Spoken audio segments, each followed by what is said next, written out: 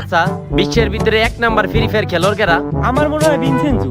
আরে না, আমি তো জানি পিটুকে। আরে পাগল নাকি? হোয়াইট ট্রিপল ফোর যে হেডশট মারে, আমার তো মনে হয় হোয়াইট ট্রিপল ফোর। আরে না, ভিনসেন্টু এক নাম্বার ফ্রি ফায়ার খেলোয়াড়। দুই হালার পহালা, পিটুকে এক নাম্বার খেলোয়াড়।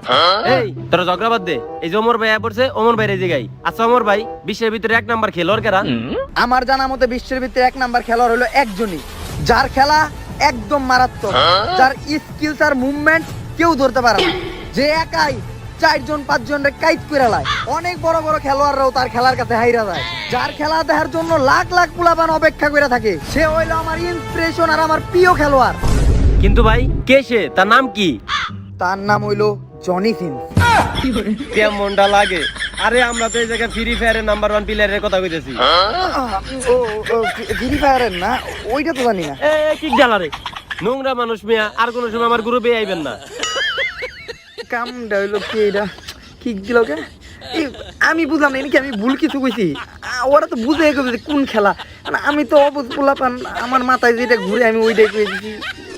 এর লিগে আমার তো লোকে সবসময় মেজাজটা কেমনটা লাগে, আর কারো গ্রুপ হইতাম না জীবনে।